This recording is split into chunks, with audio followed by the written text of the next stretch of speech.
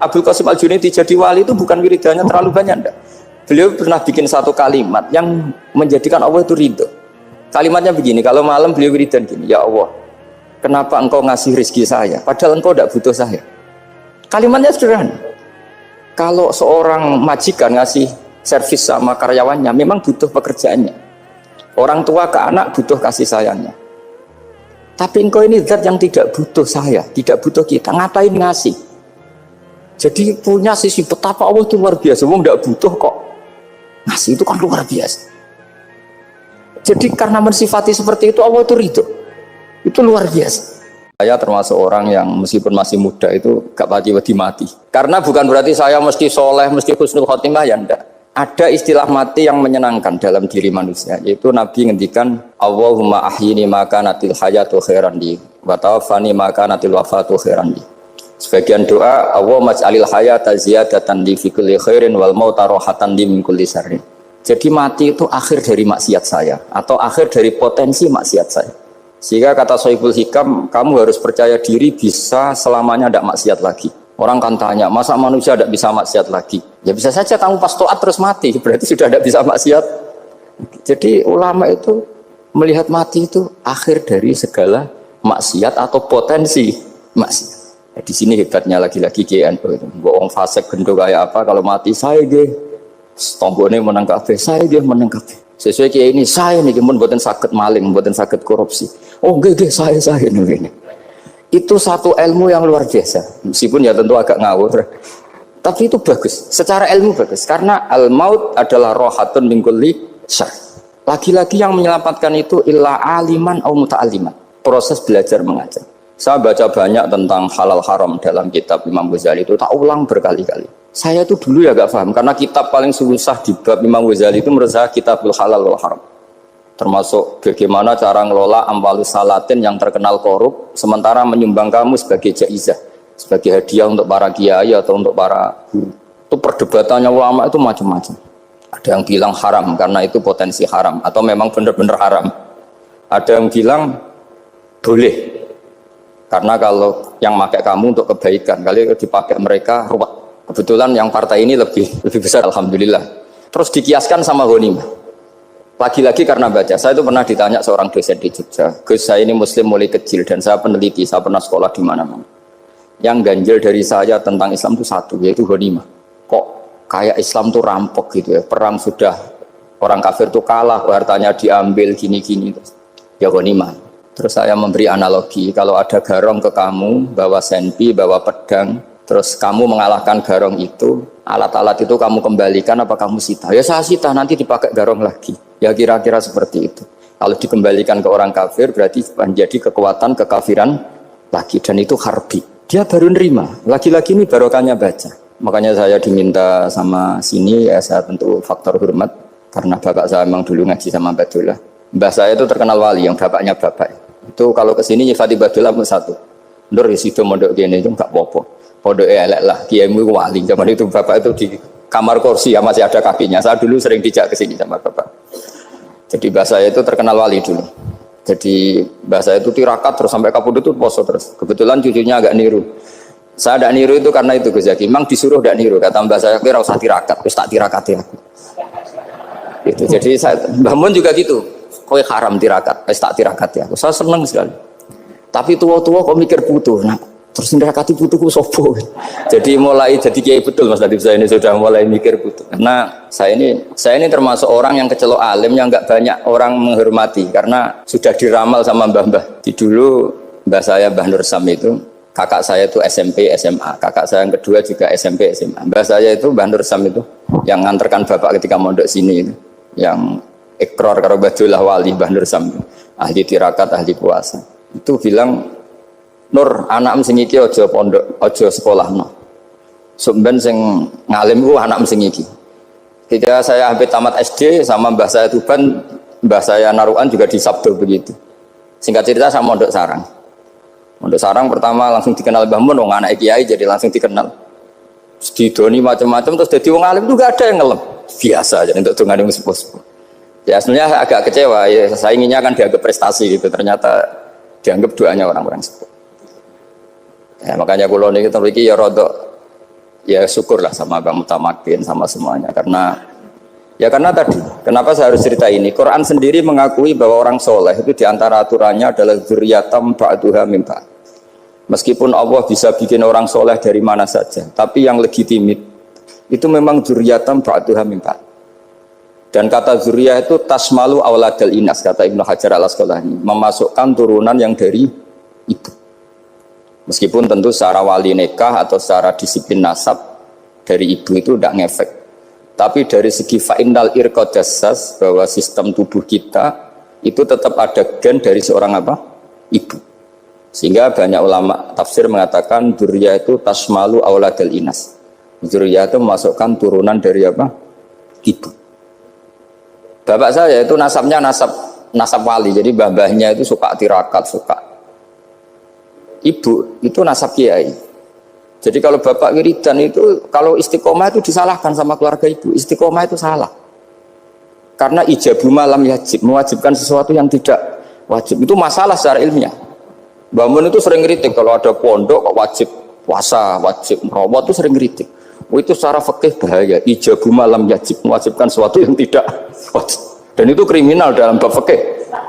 Betul itu, sama cari di Sulam Taufik, babnya itu ngeri. Ijabu malam yajib itu tidak dihitung minal kabair, dicari sendiri itu di bab Sulam Taufik, tidak perlu saya sebut. Itu parah betul malah cara menvonis Abdullah bin Husain bin Thohir di Sulam Taufik. Ijabu malam yajib. Tapi pondok-pondok yang tirakat tidak kurang dalih. Niki boten majibaken, ngelatih. Boten majibaken tapi napa? Nah, silsilah dari keluarga ibu itu suka ilmu. Sehingga Abdullah bin Mas'ud itu tiap hari itu mensweeping orang yang sering duha. Kalau ada orang duha istiqomah itu disweeping. Awas, harus seminggu sekali, nggak boleh tiap hari. Masa sholat fardu kamu saingi sholat duha? Nggak boleh, fardu tersaingi. Itu Abdullah bin Masyhur, sama cari di Al-Hunyah. Sayyidah Aisyah kalau ada orang duha tiap hari dimarahin. Dan itu secara konstitusi ilmu benar, karena Nabi Qiyamul Lail Ramadan itu hanya 4 hari yang dipandu. Lainnya itu enggak. Khasyata ayyufradu alaihim, kalau dalam Sahih takut dianggap fardu. Akhirnya istiqomah itu masalah di keluarga saya yang dari ibu. Nah kebetulan kita ini suka ada istiqomah, akhirnya ya seperti ini. Tapi ini ilmu harus kita bicarakan. Tapi yang istiqomah, Bapak itu pengagum Badolah. Bapak itu suka sama istiqomah karena punya guru dulu Ki Zubaidi istiqomah, Badolah istiqomah. Tapi jangan kira Badolah itu hanya istiqomah. Saya punya sanad banyak, mungkin Gus Zaki lebih tahu. Sering saya diceritakan Bapak. Badolah itu anak ambek wong fasih teman-teman itu ya rapati cocok. Senajan to majibno fasih. Tak takoki iki ngopo. Engko nek ke fasihan darani wong awam untuk ganjaran. Mergo macane Quran gak fasih. Padahal untuk ganjaran mergo seneng Quran. Jadi terus tak takoki Bapak, niku saged damel syarat mboten? Ya ora kenek, pokoke ngono. Jadi go ngekrori. Artinya beliau ndak ingin lah gara-gara kita terlalu pakem tajwid kemudian menganggap siapa saja baca Quran salah kemudian tidak dapat pahala. Bisa saja hamalahum ala ayaqraul Qur'ana apa mahabbatuhum wa iskuhum wa kada wa kada. Jadi akhirnya saya jadi tahu. Oke, secara makhraj salah, tapi iseknya benar, mahabbahnya benar, brontonya benar. Jadi sebetulnya Badolah itu punya sekian makalah tentang ilmu. Hikam juga gitu. Nur nak cah santri ngaji ihya itu jauh oleh, tapi nak ngaji hikam mojo. Maksudnya beliau entah kalau setelah itu Badolah itu melarang siapa saja santri ngaji hikam itu dilarangnya ada kelas tertentu untuk boleh ngaji hikam. Nah kenapa saya cerita ini? Karena saya masih ingat betul di antara wasiatnya Mbah Mun itu. Pirroh sebab apa Fatihah kok ihdinas siratal mustaqim, bukan siratoka tapi siratal ladzina an'amta alaihim. Dawe Mbah Mun fa inna Allaha ta'ala la ya'kul wa la yashrab wa la yanqih wa la kadza wa kadza. Allah itu tidak makan, tidak minum, tidak tidur. Sehingga kita tidak bisa niru Allah. Tapi yang makan tidur itu manusia. Sehingga kalau ingin dekat Allah ya niru siratal ladzina, bukan siratoka. Kita cara tidur niru Kanjeng Nabi, niru ulama, cara makan, cara minum, niru Allah tidak bisa. Makanya bukan ihdinas siratal mustaqim siratoka tapi siratal ladzina an'amta. Maka dalam beragama itu butuh master, butuh panutan. Ya tentu Mbah Mun oleh ngendikan pakai luwet orang-orang kuno. Cara Mbah Mun pakai cantolan.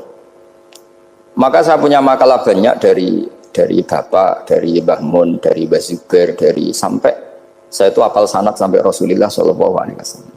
Karena yang bisa mengawal ilmu itu sanad. Termasuk saya di sini bawa kitab Ar-Risalah Al-Qusairiyah. Nanti saya baca beberapa panutan kita. Di sini ada Abdul Qasim Al-Junaidi, ada Abu Yazid Al-Bustami, ada banyak ulama yang ditulis Ar-Risalah Al-Qusairiyah. Dan itu yang membentuk Imam Ghazali, kitab Ar-Risalah Al-Qusairiyah.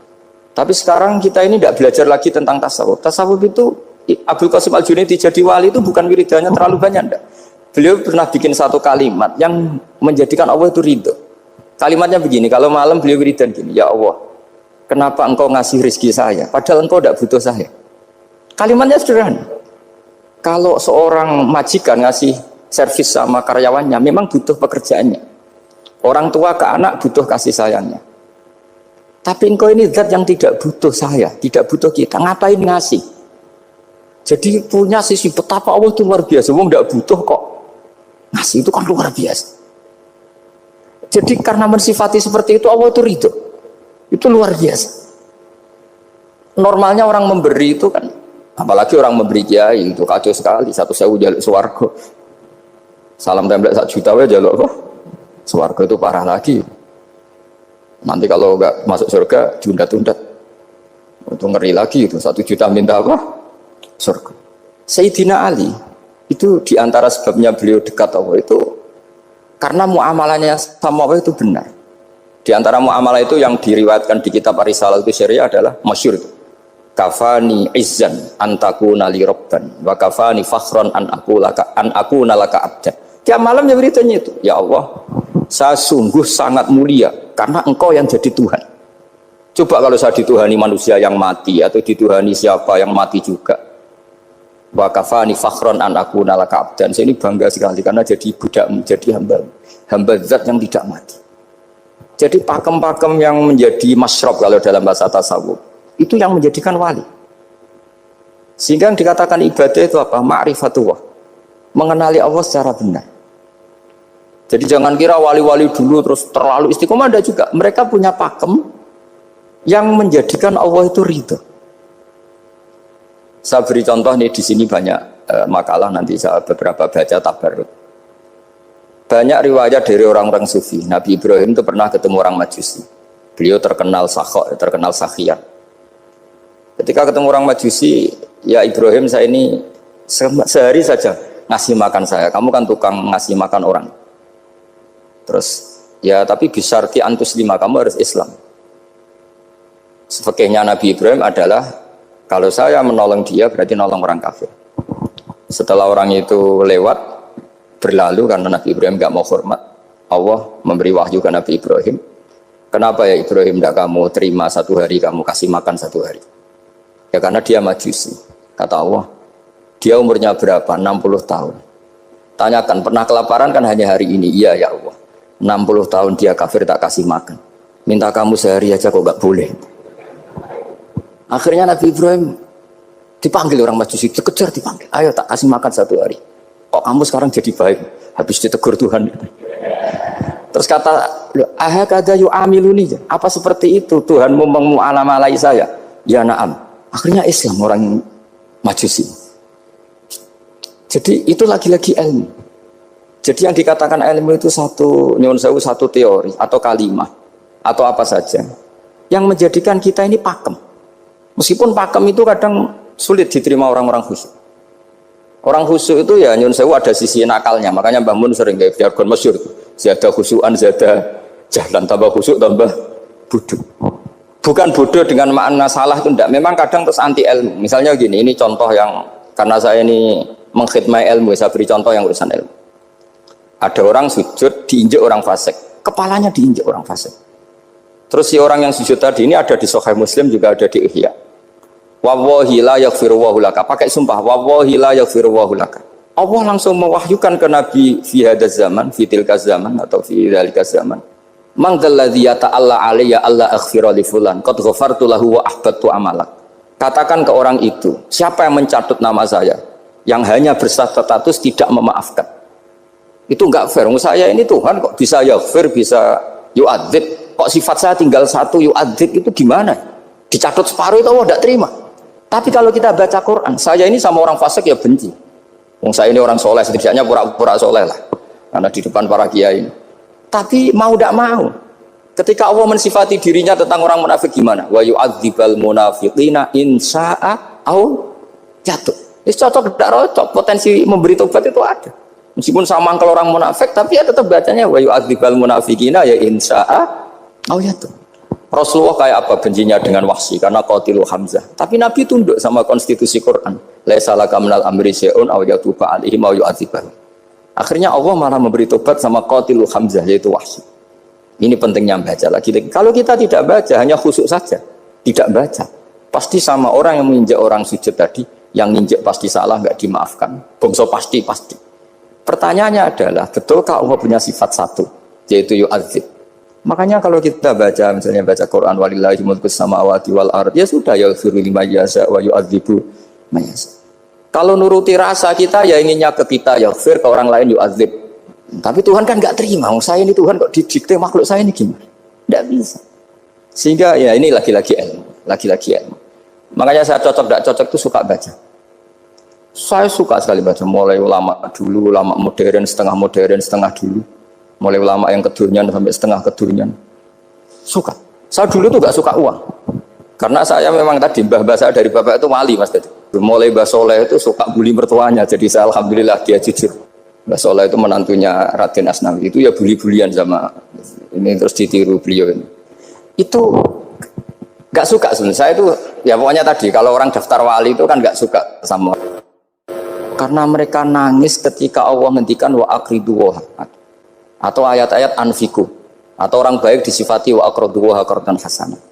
Itu hadal khitab li ahlil jiddi wasarwah. Ini khitab untuk orang kaya. Kalau isin Gusti jenengan nampen ngongkon infak kok kalau diinfaki. Jenengan nampen ngongkon ngamal kok kalau di ngamali. Jadi maka yuhibbunal mal, mereka tidak suka harta. Walakin liyana luladzatal khitab bil infak, dan itu harus kaya dulu untuk bisa infak. Jadi itu uniknya. Akhirnya saya Imam Sa'roni penting juga kaya. Jadi wali untuk suka harta itu nunggu diperintahkan Allah. Alhamdulillah kita enggak, sudah wali dulu karena sudah senang harta wali. Jadi kayaknya keren kita dibanding wali-wali itu. Artinya wali itu tahu pentingnya harta setelah jadi wali. Kita alhamdulillah mulai kecil sudah tahu pentingnya harta. Kayaknya kita lebih wali. Imam Syafi'i itu dulu gak suka sama orang kaya. Saya berkali-kali ceritain. Karena dia dididik Sufyan As-Tsauri, Sufyan bin Uyainah. Tapi ketika ketemu Imam Malik itu kaya raya. Meskipun dia hidupnya sederhana, tapi kaya raya. Pas beliau mau, Imam Syafi'i dia agak-agak sopan kalau sekarang tanya, setelah jenengan ilmu yang saya harus ambil siapa? Kata Imam Malik, yang sealim saya itu sudah meninggal Abu Hanifah, tapi muridnya masih, namanya Muhammad